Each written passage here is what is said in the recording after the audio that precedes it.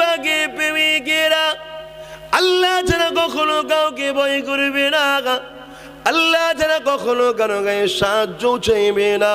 ভুলে যেও না গো আমরা সেই পরিবারের সন্তান, ভুলে যেও না গো আমরা সেই পরিবারের উত্তরসূরি। বদরের ময়দানেতে মাত্র 313 জন ছিল, সেখানে তৎকালীন সময় আবু জেহেল, উতবা সাহেব, আবুল আহাব তারা এমন করে মারতে এসেছিল, সাহাবা হুজুরদের উপরে জুলুম করতে এসেছিল, মদিনাবাসীদের উপরে অত্যাচার করতে এসেছিল। মাত্র 313 জনকে নিয়ে সাহাবা হুজুর একবার বলল না, ইয়া রাসূলুল্লাহ হাবিবাল্লাহ আমাদের সংখ্যাটা তো কম, কি করা যাবে? ওদেরই দাসত্বটা করে নেওয়া যাক, ওদেরই পাটা চেটে নেওয়া যাক, ওদেরই গোলামিটা করা যাক। আল্লাহ নবী সাহাবারা একবার বলল না, আমার নবী পাকের সাহাবারা কি বলেছিল? ইয়া রাসূলুল্লাহ হাবিবাল্লাহ হুজুর আপনি চিন্তা করবেন না, আমরা জীবন দিয়ে হলো নাই সত্যের পক্ষে থাকবো। এগো আপনারা থাকবেন তো? ভাববেন না তো কি হবে, আমরা কম। এ যুবকেরা, তরুণেরা, আব্বারা, আল্লাহ নবী সাহাবা হুজুরদেরকে নিয়ে বদরের ময়দানে চলে গেল। হক নাকের লড়াই শুরু হতে লাগলো, জালিম মজলুমের লড়াই শুরু হতে লাগলো, ইনসাফ বেইনসাফের লড়াই শুরু হতে লাগলো, সত্য মিথ্যা লড়াই শুরু হতে লাগলো। এ যুবকেরা, আব্বারা, তরুণেরা, আমার নবী সাহাবারা ছিলেন আল্লাহর দিকে, আমার রাসূলুল্লাহ আল্লাহ পাকের সাহায্য ছাড়া তো চলে না। এ যুবকেরা, আব্বারা, তরুণেরা, আরে দেখা যায় 313 জন, ওইদিকে হাজারের ওপরে সুসজ্জিত যোদ্ধা রয়েছে, আর সাহাবারা খালি হাতে রয়েছে, খাজুরের ঢাল রয়েছে হাতে, না এমন কোন যুদ্ধের সামান রয়েছে। তথাপি আল্লাহ পাক বলে দিলেন, জিবরাইল রে যা, আমার ফেরেশতাদেরকে নিয়ে যা, আমার নবী ও আমার মাহবুবদের যারা আমার উপরে ভরসা করে রয়েছে, অন্যায়ের কাছে মাথা নত করলো না, ন্যায়ের পক্ষে দাঁড়িয়ে রইল, ইনসাফের পক্ষে দাঁড়িয়ে রইল, ইনসানিয়াতের পক্ষে দাঁড়িয়ে রইল, সত্যের পক্ষে দাঁড়িয়ে রইল। আমি আল্লাহ আমার পক্ষে দাঁড়িয়ে রইল, এ আমার ফেরেশতা জিবরাইল সৈন্য নিয়ে যা, আমি আল্লাহ আমার পক্ষ থেকে তাদেরকে সাহায্য করে দে। আজও ফেরেশতা আসতে পারে না? পারে না? আশা কি নিষেধ আছে? এই আসতে পারে না? পারে। কেউ হয়তো ভাববে ফেরেশতা আসবে, ফেরেশতা আসবে। ভাই, আমি যদি আল্লাহর উপরে ভরসা রাখি যে আমার বিপদে আল্লাহ ফেরেশতা সাহায্য করবে, এই ভরসা রাখাটা কি ইসলামে নিষেধ আছে? পাপ আছে? অবৈধ কাজ কি? আল্লাহ যখন নিষেধ করেন, বাধা দেয়নি, তা আপনার বুক ফাটছে কেন? ঠিক না? তো ঠিক। এ যুবকেরা, এ নবী পাকের প্রেমিকেরা, 1500 বছর আগে মানুষ দুনিয়াটাও পেয়েছিল না, আখেরাতটাও পেয়েছিল না, দুনিয়াও তাদের ধ্বংস হয়ে গিয়েছিল, অশান্তি দাবানল চলে গিয়েছিল, আখেরাতটাও তাদের বরবাদ হয়ে গিয়েছিল। আল্লাহ নবী এসে ডাক দিয়েছিল, আসো আমার কাছে, দুনিয়াও পাবে, আখিরাতও পাবে। যারা আমার নবীর কাছে এসেছিল তারা দুনিয়াও পেয়েছিল, আখিরাতও পেয়েছিল। কে এসেছিল? আমার দাদু জান এসেছিল, হযরতে আবু বকর সিদ্দিক আল্লাহ নবীর ডাকে এসেছিল, কিন্তু নবীর চাচা আবু জেহেল কিন্তু এলো না। হযরতে আবু বকর সিদ্দিক যখন আল্লাহ নবীর ডাকে সাড়া দিয়ে এলো, আবু বকর সিদ্দিক দুনিয়া পেল। কি পেল? অর্ধেক পৃথিবীর রাজত্ব পেল, অর্ধেক পৃথিবীর সাম্রাজ্য চালালো, এই সম্মানের পদ দুনিয়ায় পেল। আখিরাতের জমিনে রাসূল জানিয়ে দিল, আবু বকর ছাড়া আমি নবী জান্নাতে যাব না। নবীর ডাকে সাড়া দিয়ে আবু বকরের লাভ হলো না লস হলো? এ যুবকেরা, তবে হ্যাঁ, কোরআন ভুলে গেলে হবে না। আল্লাহর কোরআন জানিয়ে দিল, প্রথমে কষ্ট, তারপরেই শান্তি। কষ্টের পরেই শান্তি হবে। ধৈর্য তোমাকে ধরতে হবে। আল্লাহ নবী যখন সাহাবাদেরকে ডেকেছিল, আমি আমার দাদুর কথাই যদি বলি, হযরতে আবু বকর সিদ্দিককে যখন আল্লাহ নবী ডেকেছিলেন, হযরতে আবু বকর সিদ্দিক যখন আল্লাহ নবীর পাশে গিয়ে দাঁড়িয়ে গেল, কাবার পাশে দাঁড়িয়ে গিয়ে হযরতে আবু বকর সিদ্দিক নবীর পাশে দাঁড়িয়ে গেল। নবীর পাশে দাঁড়ানোর জন্যে তৎকালীন জালিম রাজা, তৎকালীন জালিম নেতা আবু জেহেল, উতবা, সাইবা, আবু লাহাব এমন করে হযরতে আবু বকর সিদ্দিককে পাথর ছুঁড়ে ছুঁড়ে ছুঁড়ে ছুঁড়ে মারতে লাগলো। কেন মেরেছিল? হযরতে আবু বকর সিদ্দিক সত্যের দিকে গিয়েছিল, ন্যায়ের দিকে গিয়েছিল, ইনসাফের দিকে গিয়েছিল, ইনসানিয়াতের দিকে গিয়েছিল, হকের দিকে গিয়েছিল, এক আল্লাহর দিকে গিয়েছিল, মুহাম্মদ রাসূলের দিকে গিয়েছিল। এই জন্য আবু বকর সিদ্দিককে পাথর ছুঁড়ে ছুঁড়ে ছুঁড়ে ছুঁড়ে মারতে লাগলো। এত পাথর মেরেছিল, আবু বকর সিদ্দিকের শরীর থেকে রক্ত কাবার জমিনে ঝরতে লাগলো। আল্লাহর জমিনের ওপরে কাবার চাতানেতে আবু বকর সিদ্দিকের রক্ত ঝরে গেল। আবু বকর সিদ্দিক অজ্ঞান হয়ে গেল, অজ্ঞান হয়ে অচৈতন্য হয়ে পড়ে গেল। সেই দিন জালিমরা, ওই দুশ্চরিত্রের মানুষেরা আমার রাসূলুল্লাহর সঙ্গে বিয়াদবি করতে বাদ দেয়নি, আমার নবীর সঙ্গেও বিয়াদবি করেছিল। আল্লাহ নবী আর একদিকে অজ্ঞান হয়ে পড়ে রইল। এ যুবকেরা শুনে রেখে দাও, যুগে যুগে জালিমরা নাইকে মিটাবার জন্য কত কষ্ট করিয়েছে, নায়ের পক্ষের মানুষদের উপরে কত জুলুম করেছে। আল্লাহ নবী একদিকে অজ্ঞান ও চৈতন্য হয়ে, সাহাবা আবু বকর সিদ্দিক একদিকে অচৈতন্য হয়ে রয়েছে। এমন সময় দেখা যায় তামিম গোত্রের মানুষেরা আবু বকর সিদ্দিককে তুলে নিয়ে ঘরে নিয়ে গেল, কিন্তু আমার রাসূলুল্লাহকে কেউ খোঁজ নিল না। আরে বাবারা, মাখারা, এতিম এসে নবী আমার কাবার জমিনে অজ্ঞান ও চৈতন্য হয়ে পড়ে রইল। এদিকে আবু বকর সিদ্দিককে তুলে নিয়ে তিনার আম্মার কাছে পৌঁছে দিল, আর বলে দিল দ্বিতীয়বার কোনোদিন যেন আবু বকরকে মুহাম্মদ রাসূলের সঙ্গে না দেখি। যদি দেখতে পাই আমিরা, তাহলে আবু বকরকে জানে মেরে দেব। এ যুবকেরা, তরুণেরা, আব্বারা, আজ যে তোমাদের উপরে জুলুম হচ্ছে আওলাদ রাসূলকে ভালোবাসার জন্যে, এটা নতুন নয় গো। সেদিন নবীকে ভালোবাসার জন্যে মেরেছে, আজ নবীর খানদানকে ভালোবাসার জন্যে মারছে। আবু বকর সিদ্দিকে এমন করে মায়ের কোলে অজ্ঞানে পড়ে রয়েছে। আল্লাহ নবী দিন দুনিয়া বাদশা হাবিবুল্লাহ, আল্লাহ পাকের অশেষ রহমতে এমন করে হুঁশটা ফিরে আসে। নবী পাক জবান চোখটা খুলে এদিক ওদিক তাকিয়ে দেখে, কোথায় কাউকে দেখতে পেল না। আল্লাহ নবী জবান দিয়ে বলতে লাগলো আবু বকর, আবু বকর, কোনো আওয়াজ ছাড়া পেল না। নবী আমার আসমানে দিয়ে হাত তুলে বলতে লাগলে, ও রব্বি আল্লাহ, আমার আবু বকরকে বাঁচিয়ে রাখো।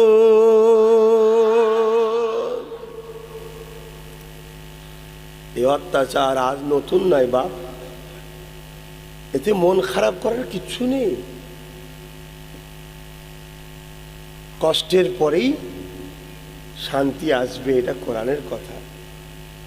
ধৈর্য ধরে আগিয়ে যাওয়াটা ন্যায়ের পথে, এটা মোমেনের কাজ। আমি আপনি যদি মোমেন হই, ধৈর্য ধরে আগিয়ে যেতে হবে। হযরতে আবু বকর সিদ্দিক এদিকে মায়ের কোলে অজ্ঞান হয়ে পড়ে আছে। আহা, কি জন্যে মার খেলো ভাই? বলেন না গো, কি জন্যে মার খেলো? বলুন, জোরে বলুন সবাই। নবীকে ভালোবাসার জন্যে, নবীর পক্ষে দাঁড়ানোর জন্যে। নবীর ওপরে কাফেরদের, জালিমদের রাগটা কি জন্যে ভাই? নবীর ওপরে জালিম কাফেরদের রাগটা কি জন্যে বলুন? নবী হক কথা বলে, নাই কথা বলে, সত্যের পক্ষে, মানবতার পক্ষে, ইনসাফের পক্ষে, ইনসানিয়াতের পক্ষে, তাই তো নাকি? আরে মুসলমান, আরে ছেলেমেয়েরা, তরুণেরা, আল্লাহকে ভয় করেন, আল্লাহকে ভালোবাসেন, নিঃশ্বাস সবার একদিন না একদিন ফুরাবে। আমাকে একটা ছেলে খুব ভালোবাসতো, আজকে তার মাজারটা জিয়ারত করে এখানে এলাম, তার কবরটা জিয়ারত করে এলাম। এ যুবকেরা, একটা দিন আমিও চলে যাব, আমার কবর হয়তো আপনারাও জিয়ারত করতে যাবেন। কিন্তু দুনিয়া জমিনে যতদিন আছেন, আল্লাহ পাক যে জন্যে পাঠিয়েছে ওই কাজটা আমাদেরকে করতে হবে। আল্লাহ পাক আমাদেরকে পাঠিয়েছে দুনিয়া জমিনে শান্তি প্রতিষ্ঠিত করার জন্যে, ফিতনা করার জন্যে আল্লাহ দুনিয়া জমিনে পাঠায়নি। দুনিয়া জমিনে আল্লাহ পাঠিয়েছে মানুষ তোমরা আমানের সঙ্গে থাকবে, সাম্যের সঙ্গে থাকবে, ন্যায় প্রতিষ্ঠিত করে থাকবে, ইনসাফ কায়েম করবে, ইনসানিয়াত কায়েম করবে, গরিবদের ধনী লোকরা ভালোবাসবে, ধনীদের ঘরে গরিবরা সম্মান করবে। এইভাবে তোমরা মিলেমিশে থাকবে। আমি আল্লাহ আমার দাসত্ব দুনিয়া জমিনে করবে, একমাত্র আমার আইন মেনে চলবে।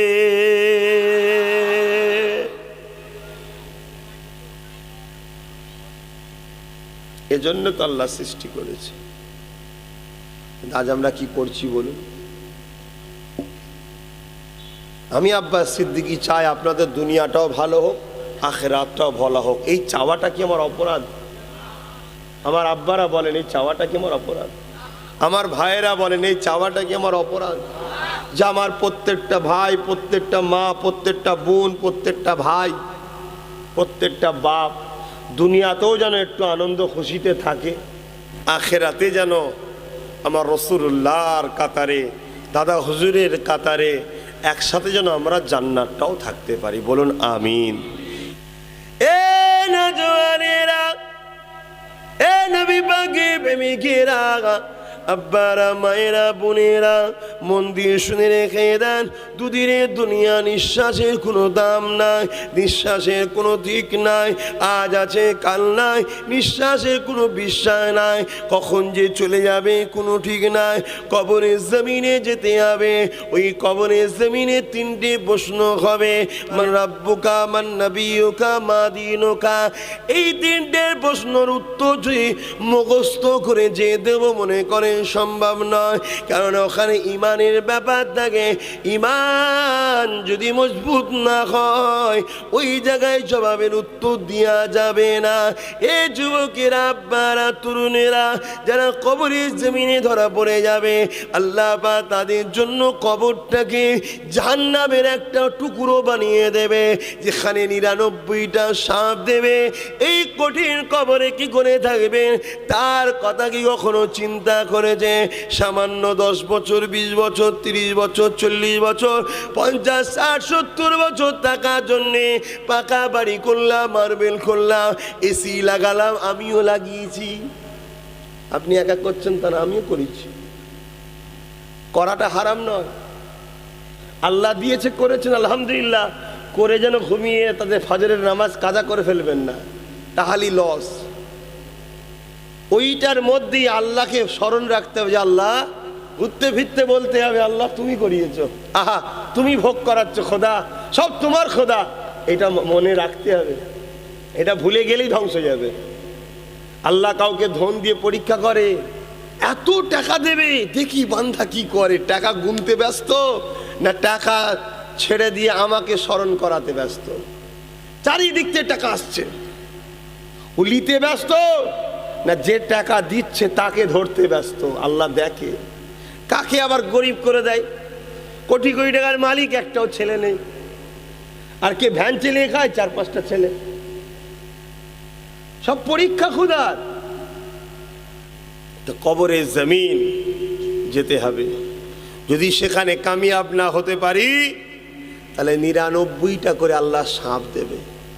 কি করে থাকবেন? হ্যাঁ, যা ভুল করেছেন করেছেন, আমার আব্বা, আমার মা, আমার ভাই, আমার বোন, আল্লাহর হস্তে পরিবর্তন হন, তওবা করে নেন, পরিবর্তন হন। ভালো মন্দ একমাত্র আল্লাহর কুদরতি ক্ষমতায় হয়, ঠিক না বেটি? ভালো চিন্তা করলে বান্দাকে আল্লাহ ভালো রাস্তা দেখায়, ঠিক না বেটি? মুসলমান ঘরের ছেলেমেয়েরা, তরুণেরা, বাপেরা, এই নবী পাকের প্রেমিকেরা, যে কথা আমি বলছিলাম, হযরত আবু বকর সিদ্দিক আল্লাহ নবীকে মুহাব্বত করার জন্যে, নায়ের পক্ষে যাওয়ার জন্যে, আল্লাহর পক্ষে যাওয়ার জন্যে, ইনসাফ ইনসানিয়তের পক্ষে যাওয়ার জন্যে, মানবতার পক্ষে যাওয়ার জন্যে, সম্প্রীতির পক্ষে যাওয়ার জন্যে, ইনসানিয়তের পক্ষে যাওয়ার জন্যে, আমানের পক্ষে যাওয়ার জন্যে, সাম্যের পক্ষে যাওয়ার জন্যে, এ যুবকেরা, তরুণেরা, আব্বারা আমার আবু বকর সিদ্দিককে মেরেছিল। রক্তাক্ত হয়ে মায়ের কোলে অজ্ঞান হয়ে পড়ে রয়ে গেল।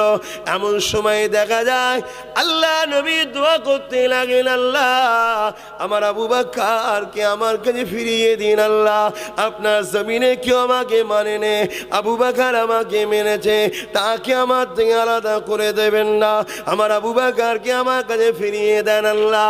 এ যুবকেরা, তরুণেরা, আব্বারা আমার নবী পাকের দোয়াটা কবুল হয়ে যায়। আবু বকর সিদ্দিকের হুঁশটা ফিরে আসে, দেখছে মায়ের কোলে শুয়ে আছে। মায়ের দিকে মুখটা তুলে যখন দেখলো, ওই সময় মা খুশি হয়ে উঠলো। ওই সময় আবু বকর বলে ডাক দিল, আমার আবু বকর সিদ্দিক বলেছিলেন, ইয়া উম্মি কাইফা হালুন নবী, আমার আম্মা জান আমার নবী কেমন আছে। এদিকে নবী চোখ খুলে বলেছিল আবু বকর, ওদিকে আবু বকর চোখ খুলে বলল, ইয়া রাসূলুল্লাহ, এরই নাম হলো প্রেম। এটাই ভালোবাসা। আজ সেই নবীর খানদান আপনাদের কাছে এসেছি, আশা রাখবো এই ভালোবাসা যেন আপনাদের কাছে পাই। আলহামদুলিল্লাহ বলুন, এটা দায়িত্ব আপনাদের, তবেই তো মহব্বত। আর আমাকে ভালোবাসবেন আব্বাস সিদ্দিকীকে দেখে নয় তো, খানদানের রসুল হিসাবে ভালোবাসবেন। ভালোবাসাটা তো রসুলের জন্যই হয়, ঠিক না বেঠিক? আর আল্লাহ ছাড়া অন্য কারো জন্য কিছু করাটাই তো শরীয়তে নিষেধ। মান আহাব্বা লিল্লাহ, ভালোবাসা আল্লাহর জন্যে, ও আবগাদা লিল্লাহ, ও আতা লিল্লাহ, ও মানা লিল্লাহ ফাকাদ ইস্তাকমালাল ঈমান। আত্মীয়তা আল্লাহর জন্যে, সম্পর্ক আল্লাহর জন্যে, দুশ্মনী আল্লাহর জন্যে, সম্পর্ক বিচ্ছেদ আল্লাহর জন্যে, তবেই সে তো প্রকৃত ঈমানদার। জোরে বলুন সুবহানাল্লাহ। তাহলে ভালোবাসবেন রসুলের জন্যে, আর রসুলকে ভালোবাসি আমরা আল্লাহকে পাওয়ার জন্যে। জোরে বলুন সুবহানাল্লাহ। হযরতে আবু বকর সিদ্দিক যখন রসুলের কথা বললেন, ওই যে জালিমরা বলে গেছে আবু বকর যেন নবীর কাছে আর না যায়, তাই মা ভয়তে তাড়াতাড়ি আবু বকরের মুখে হাত দিচ্ছে, বাবা ওই মোহাম্মদের নাম নিস না, যার কাছে যাওয়ার জন্য তোকে মার খেতে হলো। এই শুনছো যুবকরা, আর নাম লিস না, আবার মারবে তোকে। হযরত আবু বকর সিদ্দিক রসুলের থেকে শিখেছে মাকে ভালোবাসতে হয়, তাই আদবের সাথে হাতটাকে সরিয়ে দিয়ে বলছে, মা পানি ছাড়া যেমন মাছ বেঁচে থাকতে পারে না, রসুল ছাড়া আবু বকর নবীর গোলামও বাঁচতে পারবে না। জোরে বলুন সুবহানাল্লাহ। মুসলমানের ছেলেমেয়েরা, তরুণেরা, এ নবী পাকের প্রেমিকেরা, একদিন একদিন মৃত্যু তোমার আমার হবে। কাফন পরিয়ে সবাই দেবে, মিনহা খালাকনাকুম ওয়া ফিহা নুঈদুকুম ওয়া মিনহা নুখরিজুকুম তারাতান উখরা বলে কবরের জমিনে শুইয়ে দেবে। ওই দিন আল্লাহ পাক প্রশ্ন করবে, বান্দা জমিনে আমার জন্য কি করলি বল? কেন ময়দানে মাশর বলে একটা দিন হবে, বিচারের দিন হবে। ওই দিনে আল্লাহ পাক জিজ্ঞাসা করবে, এ যুবকেরা, বাপেরা, বিচারের দিন হবে না হবে না? জিজ্ঞেস করবে না আপনাদের ঘরে?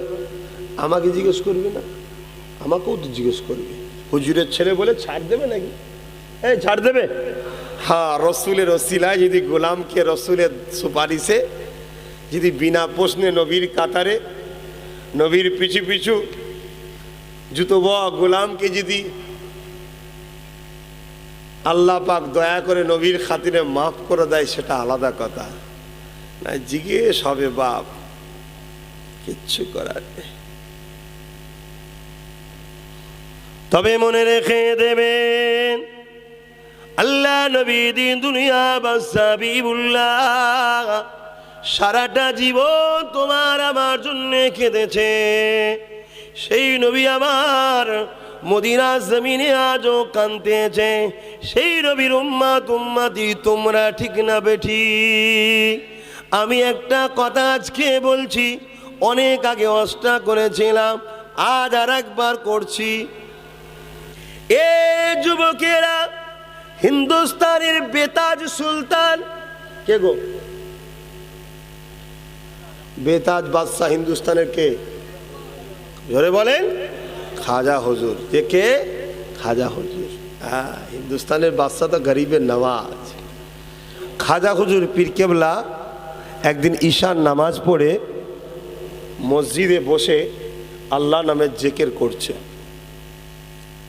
ওনার এক খলিফা, ওনার এক মুরিদ, ওনার এক খলিফা, কথা বুঝে আসছে, তিনি আস্তে আস্তে এসে পীরের পাশে বসেছে। খাজা হুজুর জিকির থেকে ফিরলেন, ফিরে তাকে বলছেন, বাবা তোমাকে একটা খবর আজকে মেসেজ দেবো, শুনবেন মন দিয়ে। এই খবরটা এলহাম হয়েছে আমার ওপরে। কি হয়েছে? এলহাম। ওহি সত্য, এলহাম সত্য, অস্বীকারী ইসলাম থেকে খারিজ হয়ে যাবে।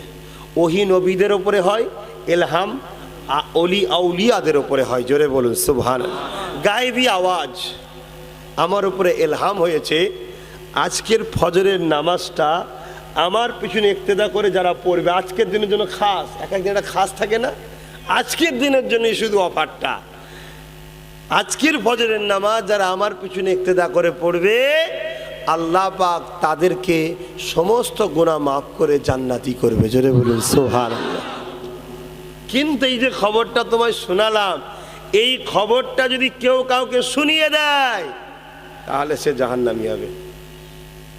ওখানে দ্বিতীয় কেউ শুনেছে ভাই? হ্যাঁ, যাও বাবা, ফজরের সময় দেখা হবে। ভাই আজকালকার ছেলেরা ফজরের নামাজ পড়তে, যুবকরা যাই মসজিদে, এই যাই, যদিও কেউ পড়ে ঘরে পড়ে, মসজিদে যায়।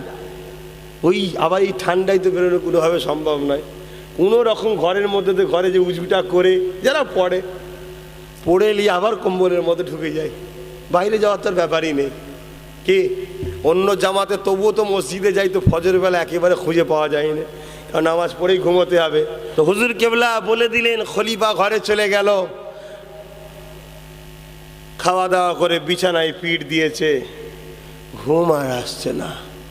আরে যে নবী মদিনায় আজও কাঁদে এই উম্মতদের জন্য, এ শুনবে মন দিয়ে, যে নবী মদিনায় কাঁদে এই উম্মতদের জন্য, আজ একটা বিরাট সুযোগ এসেছে উম্মতদের নাজাত হবার। যদি ফজরের নামাজটা আমার পিছনে পিছনে ইক্তেদা করে আদায় করে নেয়, আল্লাহ দয়া করে গুনাহ মাফ করে দেবে। কিন্তু যুবকরা তো আসে না, আর আসিও যদি বা কয়েকটা মুরব্বী আসে, সবাই তো আসতে পারে না। তাই খুব চিন্তা করতে লেগেছে। তাহাজ্জুদের ওয়াক্ত এসে গেছে, তাহাজ্জুদের নামাজ পড়েছে, পড়ে নামাজের মুসাল্লায় বসে বসে কাঁদছে, আল্লাহ যদি আমি এই কথা বলে দিই, আমার পীর নিষেধ করেছে, আর পীরের কথা অমান্যকারী তো সে জাহান্নামে যাবে। এই শুনছেন না, জানেন না? সাবধান। তো কি করব? লাস্টে বললেন, না যাই, লোকগুলোকে তুলে সব বাড়ি বাড়ি বাড়ি বাড়ি গিয়ে তুলেছে, ওঠ আজকের দিনটা কমসে কম চ, আজকের দিনটা চ। এইভাবে 2-2.5 ঘন্টা 3 ঘন্টা ধরে সমস্ত এলাকার লোককে টেনে টেনে টেনে অন্য এলাকা থেকেও লোককে তুলে আর করে মসজিদে সব নিয়ে এসছে। হাজার হাজার লোক মসজিদে। গরিবে নামাজ খাজা হুজুর এবারে ফজরের নামাজ পড়াতে আসবে। হুজুর এসে দেখছে মসজিদ তো ভেতর দূরের কথা, বাইরে দূরের কথা, কোনো জায়গার ফাঁকা নেই, সব ভর্তি, সব ভর্তি। হুজুর এবারে কাতার শুরু দেখছে যে আমার সে খলিফাটা কোথায় গেল, যাকে মানা করেছিলাম বলতে কাউকে। হুজুর দেখছে এক কাতারের শেষে মাথা হ্যাঁট করে চোখের পানি ফেলে কাঁদছে, কারণ আমার পীর নিষেধ করেছে, আবার এই কথা যে বলবে সে জাহান্নামী। হুজুর ইমামতির জায়গায় গেলেন, সুন্নত নামাজ পড়লেন, ফরজ নামাজ ধরলেন, নামাজ হয়ে গেল, হুজুর দাঁড়িয়ে গেলেন, বাবারা শুনে রেখে দাও, আল্লাহ ইলহাম করেছিল, জানিয়ে দিয়েছিল ফজরের নামাজটা আমার পিছনে ইক্তিদা করে আজকে যারা আদায় করবে, আল্লাহ পাক আজকের ফজরের নামাজের উসিলা করে দয়াময় দয়া করে বাকি জীবন তাদেরকে হিদায়েত করে দিয়ে গুনাহগুলোকে মাফ করে দিয়ে আল্লাহ তাদেরকে জান্নাতি করে দেবে বলেছিল। আমি এই কথাটা আমার অমুক খলিফাকে বলেছিলাম, বাবা তুমি দাঁড়িয়ে যাও। খলিফা দাঁড়িয়ে গেল, বাবা তোমায় তো বলতে নিষেধ করেছিলাম। চোখ দিয়ে পানি গড়িয়ে গড়িয়ে দাড়ি মোবারক দিয়ে বুকে ঝরে পড়তে লেগেছে। হুজুর বিয়াদবি মাফ করে দেবেন, খাতা হয়ে গেছে মাফ করে দেবেন। আপনার কথা শুনে ঘরে ফিরে যায়, ঘরে ফিরে গিয়ে আরামের বিছানায় পিঠ দেয়, ছটপট করতে লেগেছি, ঘুমাতে পারি না, শুধু বারবার একটা কথা মনে পড়ে, এই উম্মাদগুলোকে বাঁচাবার জন্যে আমার দয়ার নবী মদিনার জমিনে আজও কাঁদছে। আজ উম্মাদগুলো জান্নাতে যাবার একটা রাস্তা রয়েছে, এই সুযোগ যদি হারিয়ে যায়, আহারে উম্মাদগুলো নাজাত পাবে না, কি হবে না হবে এই চিন্তা করতে করতে তাহাজ্জুদের ওয়াক্ত এসে যায়। তাহাজ্জুদের নামাজটা পড়ে নিয়ে নামাজের মুসল্লায় বসে কাঁদতে লাগে। হঠাৎ করে আমার মন থেকে আওয়াজ এসে যায়, এ আল্লাহ বান্দারে, তুই তো নবীকে ভালোবাসি, নবী যে উম্মাতের জন্য কাঁদে, সেই উম্মাতগুলোকে বাঁচাবার জন্যে তোকে যদি জাহান্নামে যেতে হয়, তুই জাহান্নামে কি যেতে রাজি নয়? আমার মনের মধ্যে উদয় হয়ে গেল, আমি জাহান্নামে গিয়ে যদি আমার নবী হাজার হাজার উম্মাতগুলোকে জান্নাতি বানাতে পারে, আমি নবীর চোখের পানি মুছাবার জন্যে, আমি নবীর ভালোবাসায় জাহান্নামে যেতে রাজি আছি। এই চিন্তা করে আমি নবীর উম্মাতগুলোকে উঠাতে লাগলাম, নবীর উম্মাতগুলোকে উঠিয়ে উঠিয়ে এই জায়গায় হাজির করতে লাগলাম। গরিবে নওয়াজের চোখ দিয়ে পানি এসে যায়। গরিবে নওয়াজ জানিয়ে দিলেন, এ আমার খলিফারে শুনে রেখে দে, আল্লাহ নবীর দিদার আমি পেয়েছিলাম। তাহাজ্জুদের নামাজ পড়ে যখন ঘুমিয়ে পড়ি, রাসূলুল্লাহ দিদারটা পেয়ে যায়। নবী আমার জানিয়ে দিয়েছিল, মঈনুদ্দিন তোমার খলিফাকে বকবে না, আমার প্রেমে আমার উম্মতদের জন্য সে কাজ করেছে। নারায়ে তাকবীর, নারায়ে তাকবীর, নারায়ে তাকবীর। আমি রসুলও তোমার খলিফার উপরে রাজি, আমার আল্লাহও রাজি। এ থেকে বোঝা গেল নাকি ওই খলিফা জাহান্নামী হলো? ইনশাআল্লাহ তারা আল্লাহর দাস, নবীর গোলাম, তারা জান্নাতি। জোরে বলুন সুবহানাল্লাহ। আহা, ومن لله فقد استكمل الإيمان। উপস্থিত আমার আব্বা জানেরা, আমার নওজোয়ান তরুণেরা, যুবকেরা, ছোট ছোট বাচ্চারা, হযরত হাফিজে কোরআন, নামাজি, মুত্তাকি, পরহেজগার, দিন দরদি, ইমানদার ইমাম সাহেবগণেরা, পর্দার আড়ালে অবস্থিতা আমাদেরই সকলের আম্মা ও বোনেরা, আজ আমরা একটা দোয়ার মাহফিল করেছি। প্রচণ্ড গরম, বাইরে বেরোবার মতো উপায় নাই। এর মধ্যে দিয়েও আপনারা বেশ কিছু মানুষ আসরের নামাজ আদায় করে আমরা এক জায়গায় হয়েছি, খোলা আকাশের নিচে দিনের কিছু কথা, দিনের পক্ষে আলোচনা এবং দিনের বিপক্ষে যারা, তাদের থেকে দূরে থাকা, সতর্কতা, সেই উদ্দেশ্য করে আজকে আমার এই আশা। বাংলার বিভিন্ন জায়গা এবং বাংলার বাইরে, দেশের বাইরে যেখানেই আল্লাহ নিয়ে যায়, আমি মানুষকে এটাই বলি যে দুনিয়া আমাদের জন্য চিরস্থায়ী নয়। আজ আমরা বসে আছি বেশ কিছু মানুষ, এই দুনিয়ায় আমাদের মতো অনেকে এসেছিলেন, সব এক এক করে চলে গেছে। আজ আমরা আছি, কাল আবার আমরা চলে যাব। তো দুনিয়াদারি করতে হবে, দুনিয়াদারি করতে গিয়ে যেন আখেরাতটা অন্ধকার না হয়ে যায়, এটা মাথায় রেখে করতে হবে। এই দুনিয়াতে আল্লাহ আমাদেরকে পাঠিয়েছে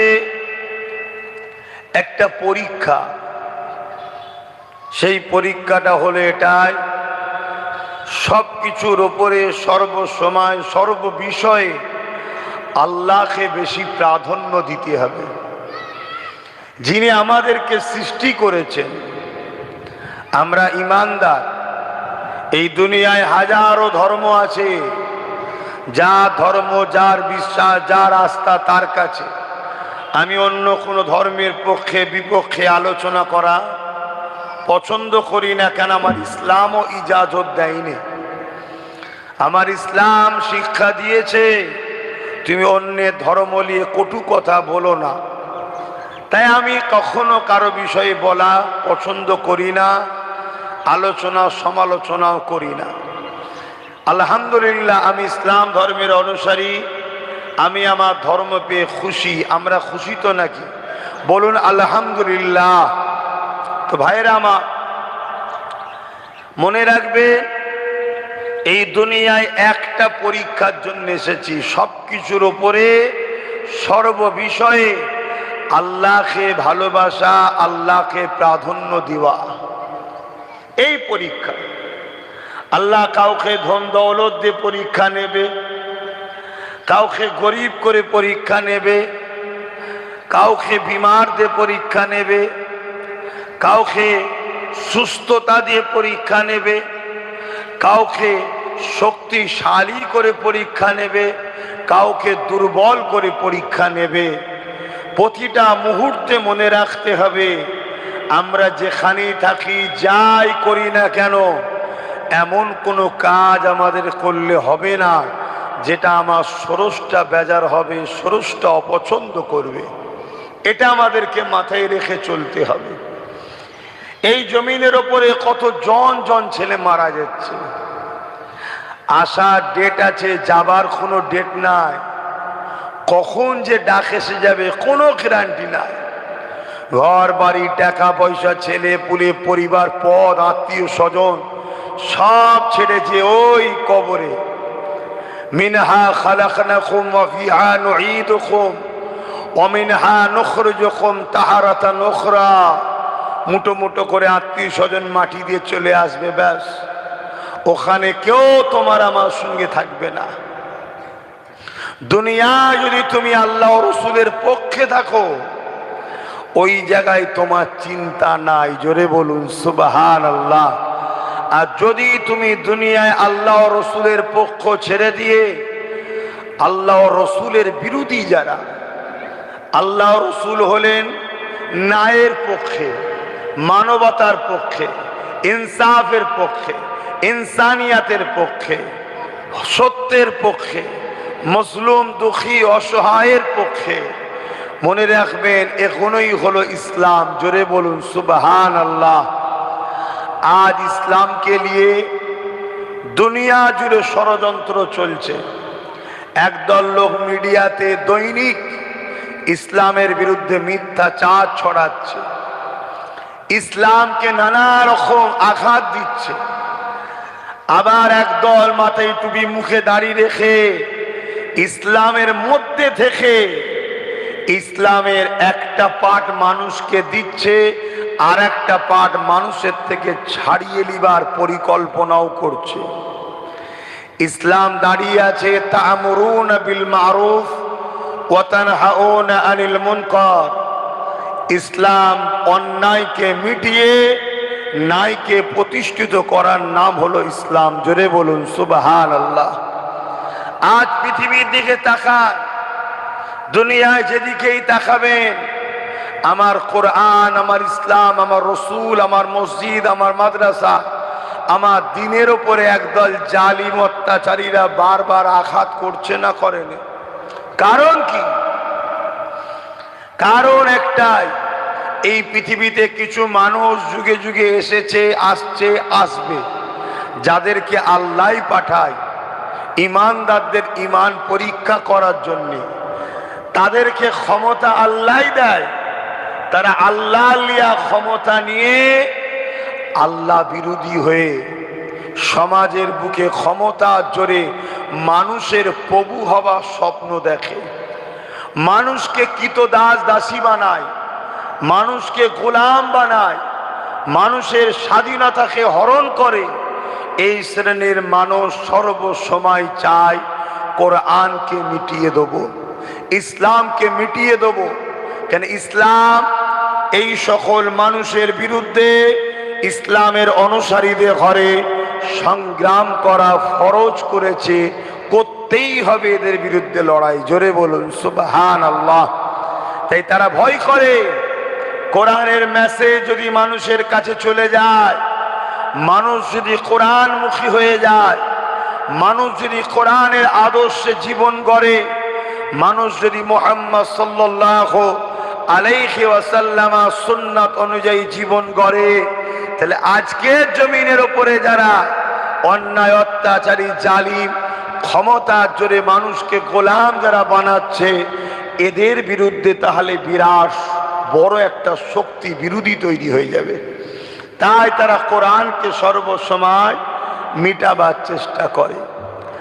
আর এক শ্রেণীর মানুষ সুরাতে সকলে আমাদের মতো আলেম উলামা দেখতে, খুব মন দিয়ে শোনেন গুটি কত কথা, কেন কখনো আসিনি, প্রথমবার আসলাম। আর এক শ্রেণীর মানুষ আমাদের মতো দেখতে। আপনারা সব পাড়ে উঠে বসে বললেন কেন? একটু সামনে এলে বসলে ভাল লাগতো না? সেই তো এসেছেন, আবার পাড়ে উঠে বসে বললেন কেন? এমনি তো এখনই শেষ হয়ে যাবে। আর এক শ্রেণীর মানুষ, মন দিয়ে শোনেন, মন দিয়ে শোনেন, যারা আমাদের মতো দাড়ি টুপি, মুফতি মৌলানা দাবিদার, এলেম পেয়েছে, কিন্তু এই যারা ক্ষমতার জোরে মানুষের প্রভু হতে চায়, তাদের অর্থে বিকৃত হওয়া, তারা আমাদের কাছে এসে শুধু নামাজ, রোজা, দাড়ি, টুপি এই মেসেজগুলো দেয়। ইসলামের একটা বড় পাঠ সমাজকে নেশা মুক্ত করা, এটা ইসলামের হুকুম, শুনছেন? সমাজকে দুর্নীতি মুক্ত করা, সমাজকে চোর মুক্ত করা, সমাজকে খুন মুক্ত করা, সমাজকে সন্ত্রাস মুক্ত করা, এটা কোরআনের হুকুম। জোরে বলুন সুবহানাল্লাহ। এই মেসেজ থেকে আমাদেরকে সরিয়ে দিয়ে আমার জাতিকে বিপ্লব, জুলুমের বিরুদ্ধে যে সংগ্রাম আমার রাসূল পাক করেছেন, সাহাবা হুজুররা করেছেন, প্রতিটা নবী এসে দুটো করে কাজ করেছে। অন্যায়ের বিরুদ্ধে, ন্যায়ের পক্ষে, সেই দিক থেকে আমাদেরকে সরিয়ে দিবার একটা বিরাট বড় পরিকল্পনা হচ্ছে। তাই সংক্ষেপ সময় আপনাদেরকে এতটুকুই বলবো, আজ আপনাদের এই এলাকায় মসজিদ, মাদ্রাসা, দাড়ি, টুপি, যা গুটি কত মানুষ যে দেখছেন, এটা এত সহজে ইসলাম আসেনি। অনেক লড়াই, অনেক অত্যাচার, অনেক জুলুম, তারপরে আপনাদের এখানে ইসলাম এসেছে। কিন্তু আমার কওমের মানুষ দুনিয়ার লোভ লালসায় পড়ে আল্লাহ ভুলে যাচ্ছি আমরা। অথচ আমরা জানি আমাদের কারো না কারো বাড়ির দাদু দাদির কবর হয়ে পড়ে আছে। কেউ না কেউ গেছে তো নাকি? একদিন আমরাও চলে যাব। অথচ আল্লাহ নবী বলছেন, এই কবর হয় জাহান্নামের একটা গর্ত হবে, আর নয় জান্নাতের একটা বাগান হবে। যারা দুনিয়ায় আল্লাহ ভোলা হয়ে, রসুল ভোলা হয়ে পাপাচারে, অত্যাচারে, জুলুমে, মিথ্যাচারের মধ্যে জড়িয়ে যাবে, তাদের জন্য কবরটা জাহান্নামের একটা গর্ত হবে। আজ মরলে তো কাল কবরে, একটু আমাদেরকে বুঝে চলা দরকার। আল্লাহ নবী কত কষ্ট করেছে, সারা জীবনটা নবী আমার আপনার জন্য কেঁদেছে। আজও রওজা মোবারকে আল্লাহ রসুল আমার আপনার জন্য কাঁদছে। আল্লাহ নবী যখন মানুষের কাছে আল্লাহর বাণী, কোরআনের বাণী, মানবতার বাণী, ইনসাফের বাণী, ন্যায়ের বাণী, সত্যের বাণী মানুষের কাছে যখন পৌঁছাতে গেছে, তৎকালীন সময় জালিম অত্যাচারী আবু জেল, উতবা, সাইবা যারা শাসক ছিল, তারা আমার রাসূলুল্লাহকে রুকেছে না রোখেনি? একটু আওয়াজ দেন, রুকেছে। তা আজকেও কোরআনের বিরুদ্ধে, মানবতার বিরুদ্ধে, ইনসাফের বিরুদ্ধে একদল জালিম আছে না নাই? আমাদেরকে মাথায় রাখতে হবে, যুগে যুগে দুটো দল ছিল, দুটো দল আছে, দুটো দল থাকবে, একটা ন্যায়ের পক্ষে আর একটা অন্যায়ের পক্ষে। ততক্ষণ পর্যন্ত আমরা কামিয়াবি হতে পারবো না যতক্ষণ না আমাদের দিলে সব কিছুর ওপরে আল্লাহ রসুলের মহব্বত বেশি না থাকবে। জোরে বলুন সুবহানাল্লাহ। কত কষ্ট করেছে নবী, কি সেই রসুলকে মহব্বত করেন তো? একটু হাত তুলে বলুন, করেন তো নাকি? তাহলে সেই রসুলের রেখে যাওয়া কোরআন, রেখে যাওয়া দিন আমাদেরকে দেখাশোনা করতে হবে না?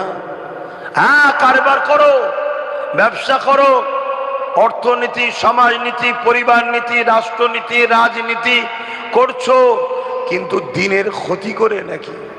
আল্লাহ রসুলের দিনের বিরোধী করে করবে? এগুলো তো একটু হুঁশ করে কাজ করা দরকার।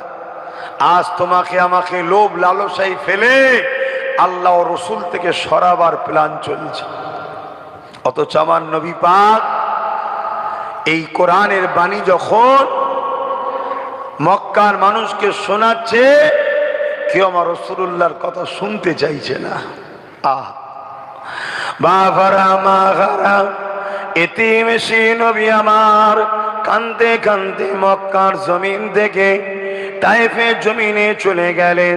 তায়েফে মানুষের কাছে গিয়ে আল্লাহর বাণী শোনাবেন বলে, ইনসাফের বাণী শোনাবেন বলে, তাওহীদের বাণী শোনাবেন বলে আল্লাহ নবী যখন মক্কা থেকে তায়েফে জমিন যেতে লেগেছে, মক্কা সন্ত্রাসীরা, মক্কা জালিমেরা তায়েফে মানুষের কাছে আগে থেকে লোক দ্বারা খবর পাঠিয়ে দিল, মুহাম্মদ রাসূলুল্লাহ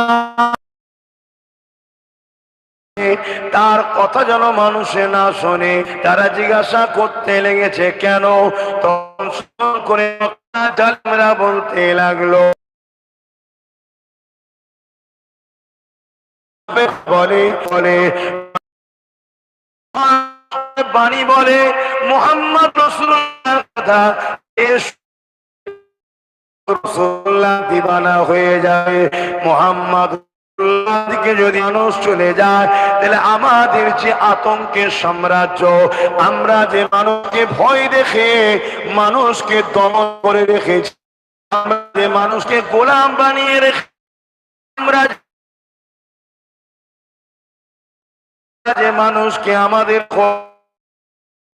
মুহাম্মদ রাসূলুল্লাহ বলে মানুষ কখনো মানুষের কৃতদাস দাসী হবে না, মানুষের ওপরে মানুষ জুলুম করবে না।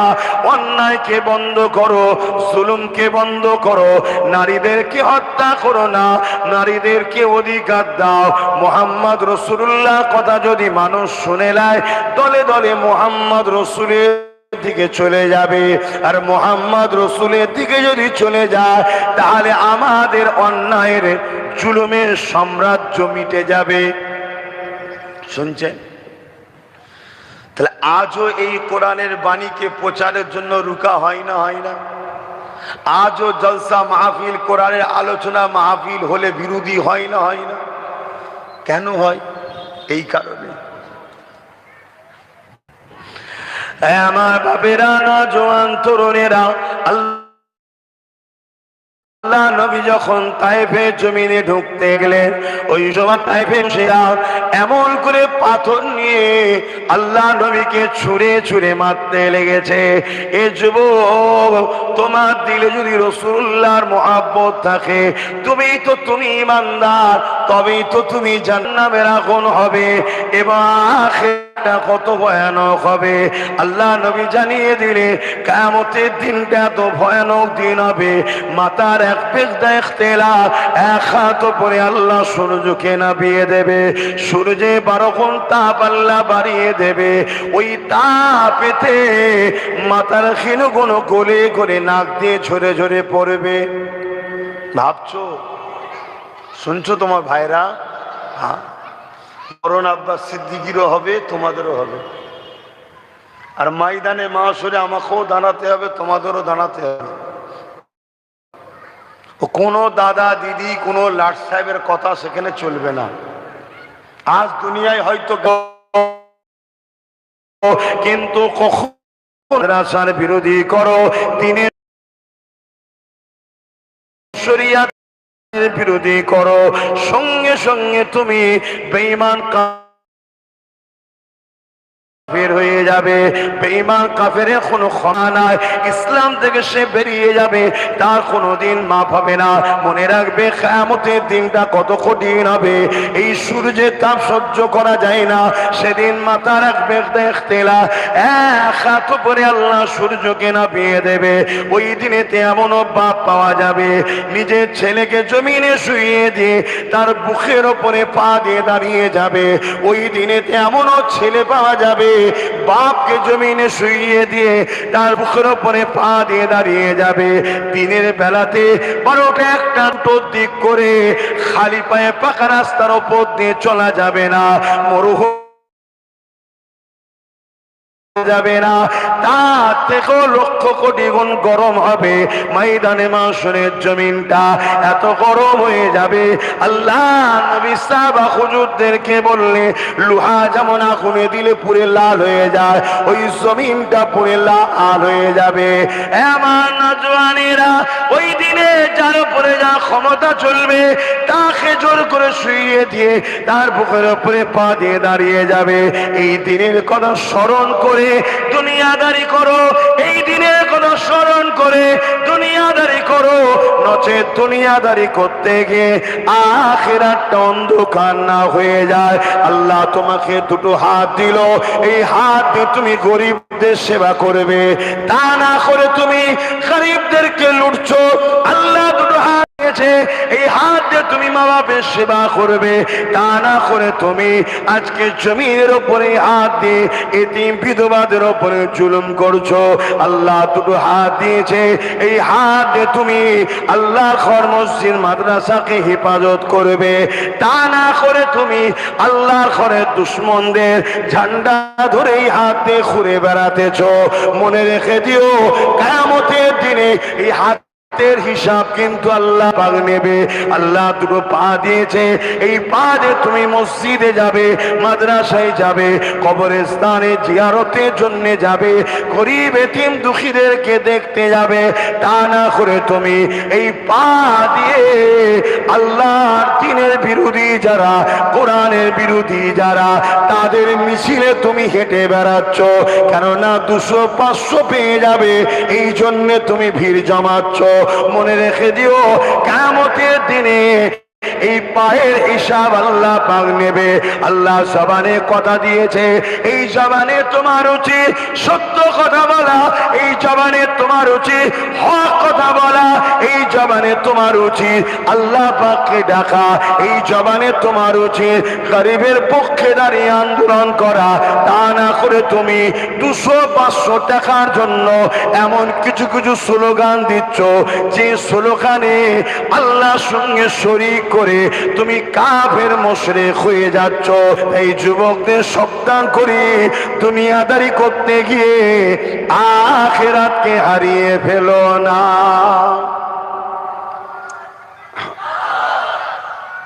আল্লাহ, এই চোখ দুটো কে দিয়েছে?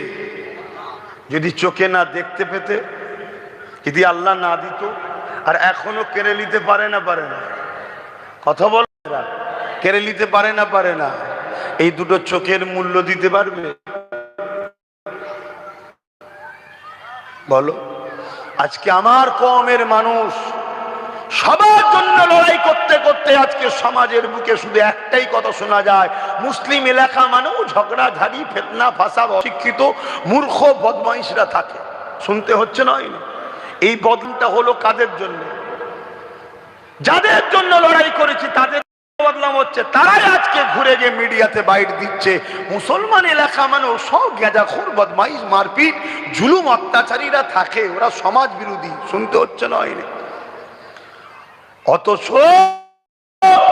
যে আল্লাহ আমাদেরকে দুটো চোখ দিল, এই দুটো চোখে 13 দুগুণে 26,000 কোটি লেন্স আছে।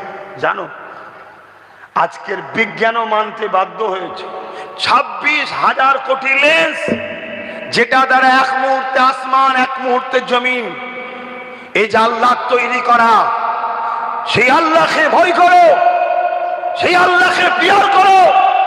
আমি বলছি না তুমি মসজিদে গিয়ে 24 ঘন্টা সেজদায় তাসবিহে পড়ে থাকো, না। মসজিদে যেমন যেতে হবে, আবার সংসার দেখতে হবে, কারবার করতে হবে, বিয়ে শাদী করতে হবে, আওলাদদেরকে বড় করতে হবে, ব্যবসা করতে হবে, দেশকে চালাতে হবে, সবটা ইসলামে আছে। কিন্তু সিস্টেমটা মোহাম্মদ রসুল ছাড়া অন্য কারো লিলে হবে না, লিয়া হারাম। শুনছেন তো নাকি? যেখানেই বাস করো, আর আমার রাসূলুল্লাহ টাকা দিয়েছে, কেউ একটু বিরিয়ানি খাইয়েছে, তাদের হয়ে হই হই হই হই করছি। আর 13 গুণে 26,000, 1 টাকা করে যদি ধরা হয়, কোনো লেন্স কি 1 টাকা হয়? বুঝাবার জন্য বলছি, 26,000 কোটি টাকা শুধু দুটো চোখে দিয়েছে আল্লাহ। সেই আল্লাহর জন্য কি করলে বলো? আজকে আমাদের গাফলতির জন্যে, আজকে আমাদের উদাসীনতার জন্যে, আজকে আমরা জুলুমদের গোলাম হয়ে যাওয়ার জন্যে, আজ আমরা সন্ত্রাসদের পিছনে তাদের দলদাস হয়ে যাওয়ার জন্যে, আজ আমরা দিনের জন্য কিছুই তো করতে পারলাম না, উপরন্তু আজকে সমাজের মুখে শুনতে হচ্ছে ইসলামে নাকি রেপ করা ভালো কাজ। কি গো, ইসলামে রেপ করা ভালো কাজ? শুনতে হচ্ছে নয় না? কে বলেছে জানো না? এই বাংলায় বিজেপির এক নেতা অর্জুন সিং, আবার এই পার্টির নাম বললে অসুবিধা নেই তো। ও শয়তান আমার ইসলামের বিরুদ্ধে বললো সমস্যা নয়, আর আমি ওই শয়তানের বিরুদ্ধে বললে আমার কওমের নামধারী মুনাফিক মুসলমানদের কষ্ট হচ্ছে। যে হুজুরের ছেলে ধর্ম সভায় এসে রাজনীতির কথা বলবে কেন? ওর রাজনীতি ছেড়ে দিয়ে আমার ধর্মে আঘাত দিচ্ছে, সেটা আমাদের হুঁশ নাই। আজকে বলুন, ইসলামে রেপ করা ভালো কাজ? একমাত্র ধর্ম ইসলাম, যে ধর্ম আমাকে শিখিয়েছে কারো ঘরে যদি প্রথম কন্যা সন্তান হয়, এর মানে ওই বাবাকে কন্যা সন্তান দিয়ে মহান স্রষ্টা জান্নাতে সুসংবাদ পাঠায়। আরো জোরে বলুন, এর মানে আমি রাসূলুল্লাহ ওই 2 কন্যার বাবাকে শাফাআত করে জান্নাতে নিয়ে যাব।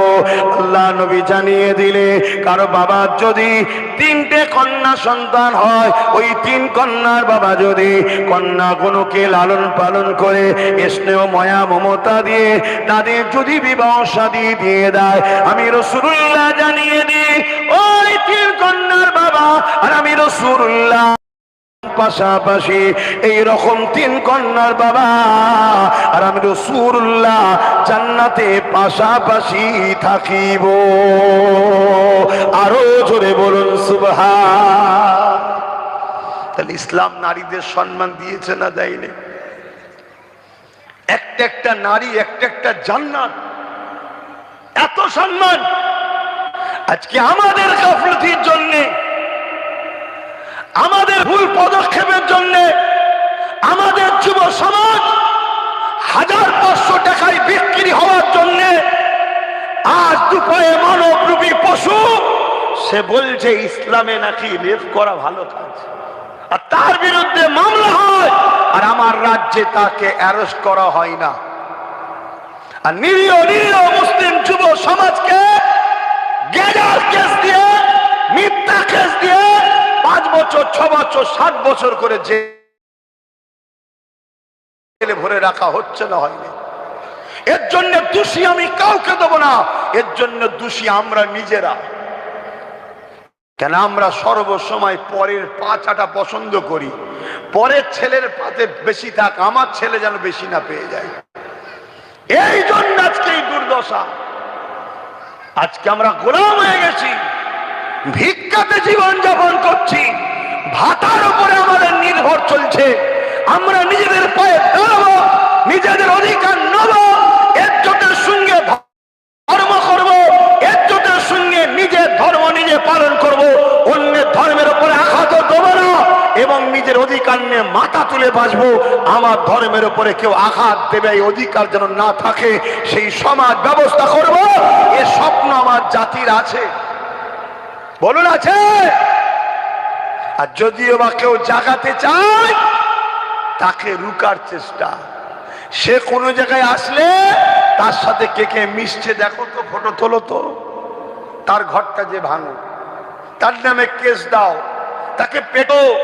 আর কোথায় লুজ পয়েন্ট আছে দেখো, টিপে ধরো। টোটো চালায়, টোটো আটকে দাও, দোকানটাই তালা মেরে দাও। এসব হচ্ছে নয়।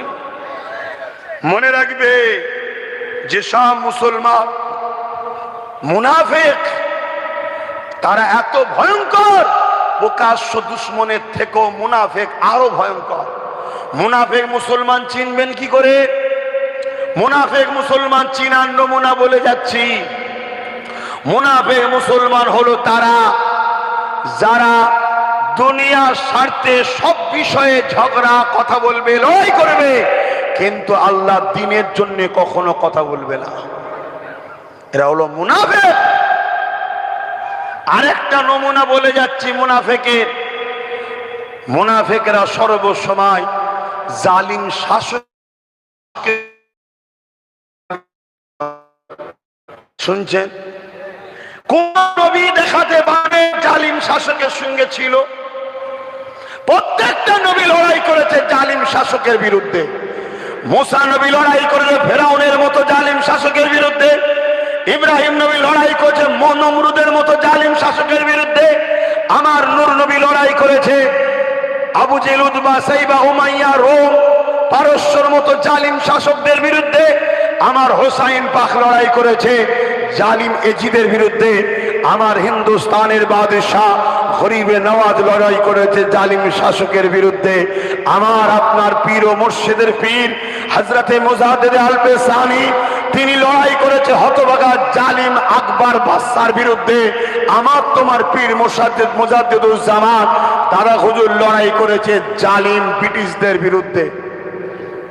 তাহলে আর যদি আমরা ইসলামের অনুসারী হই, মুমিন যদি হই, আল্লাহ রাসূলকে যদি মানি, তাহলে আমরা জুলুমের পক্ষে থাকবো না বিরুদ্ধে থাকবো?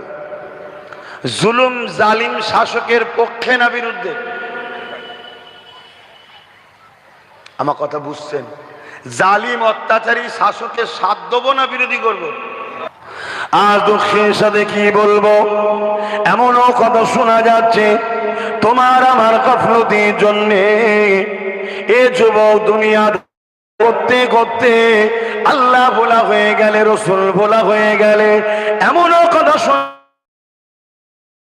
যাচ্ছে আজ এই বাংলা জমিনে কোন একজন 4 পাস নেতা, কি পাস? বিজেপির 4 পাস নেতা। বিজেপির নেতাদের ক্যান্ডিডেটদের পড়াশোনা দেখছেন তো, 4 পাস। আর আমার দেশের প্রধানমন্ত্রীর তো সার্টিফিকেটই পাওয়া যাচ্ছে না। 4 পাস, কি পাস? 4 পাস। সে বলছে কোরআনের সূরা তওবার 5 নম্বর আয়াত নাকি হিংসা ছড়াচ্ছে। এই কোরআন তো হিংসা মিটাতে এসেছে। তুই মূর্খ 4 পাস, তুই কি জানিস? তুই কোথা থেকে পেলি রে? তুই তো 4 পাস নাম লিখতেও পারিসনি, তুই তো মূর্খ। তুই কোরআন পড়বি করে? সে বলছে কোরআনের সূরা তওবার 5 নম্বর আয়াতে নাকি হিংসা ছড়াচ্ছে। এটা কোরআনের পক্ষে বললো না বিরোধী করলো? জোরে বলে। আজকে এই দুশ্মনদের বিরুদ্ধে আমাদের লড়াইয়ের দরকার ছিল না? ছিল না? আমরা এদের বিরুদ্ধে লড়াই করি? বলুন, আমরা লড়াই করি এদেরই দলের মতো আরো যারা আছে তাদের গদি বাঁচাবার জন্য আমরা লড়াই করি। এক ভাই আর এক ভাইয়ের মাথায় বাঁশ মার, খুন কর, ঘর ভাঙ। অথচ এই জালিম বিজেপির নেতার বিরুদ্ধে বাংলায় কত মামলা হলো, হাজার হাজার মামলা। আমার ভাই নওশাদ পর্যন্ত মামলা করেছে তার বিরুদ্ধে। রাজ্য সরকারের পুলিশ কি তাকে অ্যারেস্ট করেছে? কেন করেনি বলুন? করলো না কেন? একদিকে সংবিধানের বিরুদ্ধে, একদিকে একটা সাম্প্রদায়িক কথা, আবার ইসলামের মতো ধর্মের উপরে আঘাত, তার বিরুদ্ধে এত কেস হলো, তারপরেও তাকে মামলা হওয়ার পরেও তাকে অ্যারেস্ট করছে না কেন? এদের সব ভাই বোনের সম্পর্ক আমরা হাঁ করা মুসলমান বুঝি না। শুনছেন তো নাকি? আর কেন কেস করেনি জানেন না? ও তো বলল কোরআনের 5 নম্বর আয়াতে হিংসা ছড়ায়। আর আমার রাজ্য সরকার যিনি ছিলেন মমতা ব্যানার্জি কি বলছে? কোরআন শেষ হয়ে যাবে আমার উন্নতি। জোরে বলেন, আপনারা কি মনে করেন কোরআন শেষ হয়ে যাবে? জোরে বলুন, জোরে বলুন। তাহলে কোরআন শেষ হবে যে বলে সে কোরআনের দুশ্মন না কোরআনের বন্ধু? কোরআনের যে দুশ্মন, কোরআন কোন বই নয়, কোরআন কোন কিতাব নয়, কোরআন হলো আল্লাহর কথা। যে আল্লাহর কথা মানে আল্লাহর বিরুদ্ধে, যে আল্লাহর বিরুদ্ধে এত বড় কথা বলল তার কোন শাস্তি হয়েছে? জোরে বলো না কেন? সে ক্ষমতার আসনে বসে আছে। আল্লাহ পক্ষে না আল্লাহ দুশ্মনের পক্ষে? তা আল্লাহর পক্ষে যদি হয় তো কোরআন যে শেষ হয়ে যাবে শীতের বিরুদ্ধে আমাদের সংগ্রাম লড়াইয়ের দরকার আছে না নাই? সেই লড়াই আমরা করব, কিন্তু আমাদের হাতে তো ক্ষমতা নেই। আছে কিন্তু কমসে কম এর প্রতিবাদের দরকার আছে না নাই? আল্লাহ রসুল বলছেন তোমার ঈমান আছে না নাই? সময় তো বড় কম, এই হাদিসটা একটু শোনো। তোমার নাই বুঝবে কি করে? যে যার ঈমান, আমার ঈমান আছে না নাই আমি বুঝবো কি করে? আপনাদের ঈমান আছে না নাই আপনারা নিজে নিজে বুঝবেন কি করে?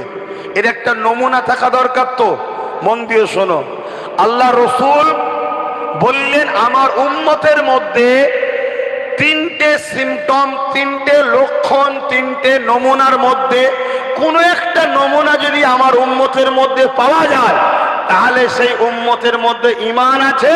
আর যার ঈমান আছে সে একদিন না একদিন জান্নাতে যাবেই। জোরে বলুন সুবহানাল্লাহ। আর যার ঈমান নেই, নামাজ আছে, দাড়ি আছে, টুপি আছে, মসজিদ আছে, মাদ্রাসা আছে, ওকে ভালোবাসা আদব করা সব থেকে বেশি। জোরে বলুন সুবহানাল্লাহ। তাহলে আজকে বলুন, আপনাকে কেউ গালি দেবে আর আমি তার সঙ্গে বন্ধুত্ব করব, আপনি আমাকে ভালো নজরে নেবেন? বলুন বাপেরা, আপনার ছেলে যদি আপনার দুশ্মনের সঙ্গে মেশে আপনি কি ছেলেকে ভালো নজরে নেবেন?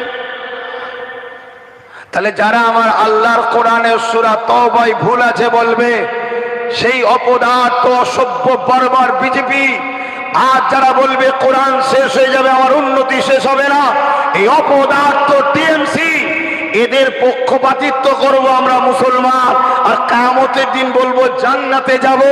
এই আশাটা মূর্খমি হবে না? হবে না? জোরে বলুন। খুব মন দিয়ে শোনেন আর একটা কথা। রাসূলুল্লাহ বললেন 3টে নমুনার মধ্যে কোন একটা নমুনা যদি উম্মতের মধ্যে পাওয়া যায় তার মধ্যে ঈমান আছে, যদি পাওয়া না যায় তার মধ্যে ঈমান নেই। নাম্বার 1, অন্যায় দেখলে হাত দিয়ে রুখবে। মসজিদ মাদ্রাসা ওয়াকফকে বিজেপি মিটাতে চাইছে না চাইনে? রাজ্য সরকার বিজেপির আইনকে মেনেছে না মানেনে? তাহলে ওয়াকফকে মিটাতে চাইছে না চাইনে? এটা অন্যায় না অন্যায় নয়? তাহলে আল্লাহ রসুল বললেন অন্যায় দেখলে হাত দিয়ে রুখবে। যে হাত দিয়ে অন্যায়কে রুখবে সেই উম্মতের ঈমান হলো এ ক্যাটাগরি, প্রথম স্তরের ঈমান। এই নমুনা যার মধ্যে আছে তার মধ্যে ঈমান আছেন, তা হাত দিয়ে রুখতে হবে না? হবে না? জোরে বলেন। কোরআনের দুশ্মনদের বিরুদ্ধে হাত দিয়ে রুখা দরকার আছে না নাই? ওয়াকফের দুশ্মনদের বিরুদ্ধে হাত দিয়ে রুখা দরকার আছে না নাই? সামনে দিন আসছে, হাত দিয়ে রোকো। দিন আসছে না সেনে, এই সুযোগ আছে না নাই? আয় ওদের বিরুদ্ধে ভোট দাও। কেন দিচ্ছ ভাই? এতদিন দিলে ওদের পক্ষে, আজকে বিরুদ্ধে কেন? না, ওরা আমার কোরআনের বিরুদ্ধে বলেছে, তাই আর নয়, ওদের বিরোধী আমরা। সুযোগ আছে না নাই? তাহলে হাত দিয়ে রোখো, প্রথম স্তরের ঈমান। যদি হাত দিয়ে রুখতে না পারো, মুখ দিয়ে প্রতিবাদ করো। যাদের হয়তো নাম ডিলিট হয়ে গেছে, এখন তার হাত দিয়ে রুখতে পারবে না, কমসে কম মুখ দিয়ে প্রতিবাদ বাড়ি বাড়ি বোঝানো দরকার আছে না নাই? যে নামটা আমার শুধু মুদিবাদ দেয়নি, দিদি সাথ দিয়েছে, 250 কোটি টাকা খরচ করেছে, 90,000 অফিসার দিয়েছে। যদি নির্বাচন কমিশনের হাতে থাকতো, আন্দোলন করে নির্বাচন কমিশনার ঘেরাও করলে ভোট করতে পারত না। তাই টেনে নিয়ে যে বিচারপতির হাতে রাজ্য সরকার তুলে দিয়েছে, যে তুমি ওইদিকে যা পারো করো, এইদিকে চালু করে দাও। আচ্ছা, নামগুলো কেন কেটে বাদ দেওয়া হলো? যাতে করে 20, 25, 30 হাজার করে মুসলমান ভোট না দিতে পারে, যাতে করে বিজেপি বাংলায় ঢুকতে পারে। এই ঢোকার সুযোগটা রাজ্য সরকার করে দিয়েছে। যদি বলেন কখনো কেউ ছেড়ে দেয়, আরে না চাইলে দিদি আর ভাইপোকে জেলে যেতে হবে, তাই না ছাড়ে ছেড়ে দিতে হচ্ছে। কথা বুঝে আসছে? যাই হোক, আমি যে কথা বললাম, তাহলে প্রথম নম্বর, অন্যায় দেখলে হাত দিয়ে রুখবে। যদি হাত দিয়ে রুখতে না পারে, দ্বিতীয় লক্ষণ, মুখ দিয়ে প্রতিবাদ করবে। তাও যদি করতে না পারে, আল্লাহ রসুল বললেন অন্তর থেকে ঘৃণা করবে। যদি এই তিনটের মধ্যে কোনোটা না থাকে, তার মধ্যে ঈমান নাই। তাহলে আজকে কোরআনের কেউ বিরোধী করবে, কেউ কোরআনের সূরা তাওবায় ভুল আছে বলবে, কেউ বলবে ইসলামের রেপ করা ভালো কাজ বলবে, কেউ বলবে ওয়াকফ আন্দোলন এখানে নয়, দিল্লি চলে যাও, আবার ওয়াকফ আইনকে মেনে নেবে। এ কোনো ইসলামের বিরুদ্ধে জুলুম, অন্যায় হচ্ছে না হয়নি? অতএব এর বিরুদ্ধে হাত দিয়ে রাখো, হাত দিয়ে রাখো, তবেই তো তুমি ঈমানদার। আর যদি মনে করো যে না, তাহলে তুমি মনে রেখে দিও, আল্লাহ রসুলকে ছেড়ে যার উপরে ভরসা করবে, তার হাতে আল্লাহ তোমাকে মিটাবে। সূরা বাকারাতে আল্লাহ বলছে। শেষ আর একটা হাদিস বলে সালাম পরে দোয়া করব। মুসলিম শরীফের হাদিস এটা শোনালাম, এবার মিশকাত শরীফের হাদিস বলছি, শোনেন। শুনছেন? মিশকাত শরীফের হাদিস, আল্লাহ নবী বলছেন, কোন জালিম অত্যাচারীকে যদি জানার পরেও মুসলমান শক্তিশালী করার জন্য সাথ দেয়, ওই মুসলমান ইসলাম থেকে বেরিয়ে যাবে। যারা আমার ওয়াকফকে মিটাতে চায়, যারা জালিম না, জালিম নয়। যারা আমার কবরস্থান, ঈদগাহ, খানকাকে মিটাতে চায়, তারা জালিম না, জালিম নয়। যারা আমার কোরআনের বিরুদ্ধে নোংরা কথা বলে, তারা জালিম না, জালিম নয়। যারা নিরীহ মুসলিম সমাজ সহ পিছিয়ে পড়া গরিব অন্য সমাজের মানুষের অধিকারকে কেড়ে নেয়, তারা জালিম না, জালিম নয়। আল্লাহ রসুল বললেন, কোন জালিমকে শক্তিশালী করার জন্যে কোন মুসলমান যদি সাথ দেয়, ওই মুসলমান ইসলাম থেকে বেরিয়ে যাবে। ভোট দেওয়া হয় শক্তিশালী করার জন্য না হারাবার জন্য? তাহলে দিদি মুদি জালিম না, জালিম না? হ্যাঁ বলতে বলুন। ভয় খাচ্ছেন? ভয় খেয়ে খেয়ে তো মরে গেলে, সব তো চলে গেল। এবারে তো এয়ারপোর্টের নামে ঘর বাড়ি সব ভাঙবে, ভেঙে দখল করবে, বড় বড় কোম্পানিকে ঢুকিয়ে সব উচ্ছেদ করে দেবে। সেদিন তো বুলেটের সামনে দাঁড়াতে হবে। এখনো সময় আছে। আল্লাহ দিনের দুশমন যারা, মানবতার দুশমন যারা, কোরআনের দুশমন যারা, তাদের বিরুদ্ধে ভোট দিয়ে তাদেরকে হারানো ইমানি দায়িত্ব আছে না?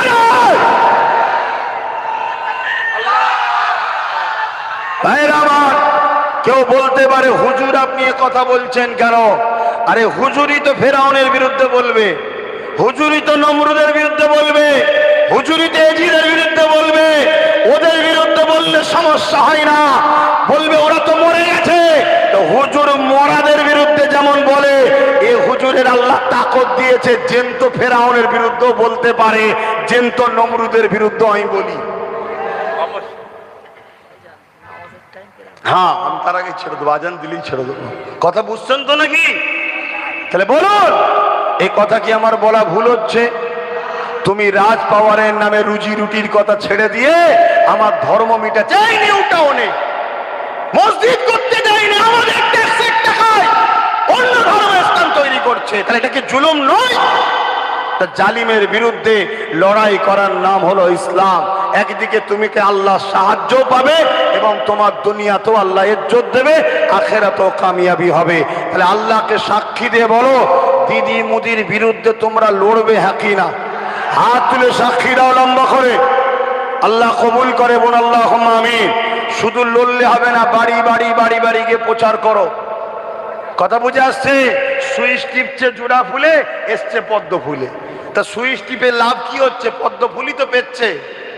কথা বুঝে আসছে না? নাই। তা এরা কি করতে চাইছে? এখনো সময় আছে। একটা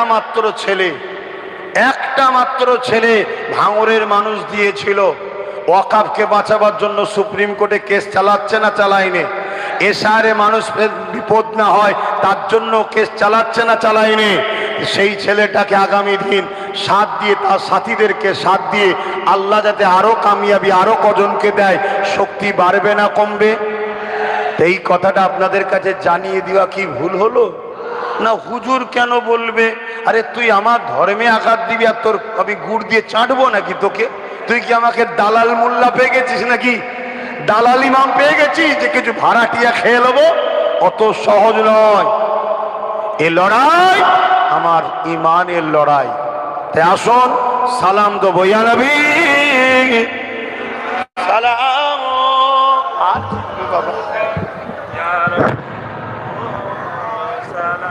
আজান দিলে শোনা যাবে তো? হ্যাঁ, আমার আম্মা বোনেদের বলবো, আম্মা বোনেরা সাবধান হন। সারা দুনিয়ায় কি হচ্ছে দেখুন। প্যালেস্তাইনে বাপের সামনে মেয়েকে রেপ করছে, স্বামীর সামনে স্ত্রীকে রেপ করছে, ভাইয়ের সামনে বোনকে রেপ করছে। কেউ কিছু করার নেই, নিজেদের হাতে পাওয়ারের দরকার আছে না? না।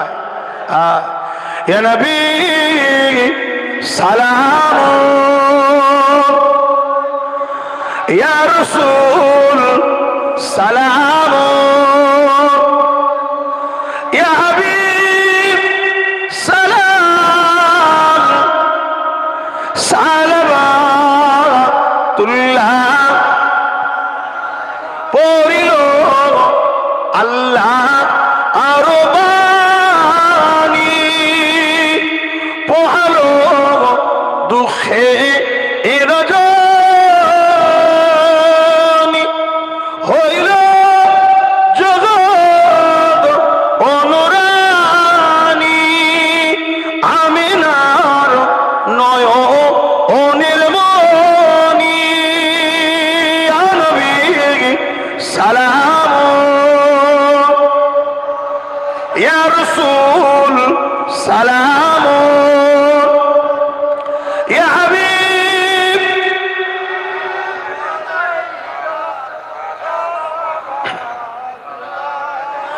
জিবরাইল দিলে ইজহার, খুলে দাও আসমানের দুয়ার, এসেছে নবী ঈদের সরদার, করিতে আল্লাহ আরো দিদার, ইয়া নবী সালাম, ইয়া রাসূল সালাম, ইয়া হাবিব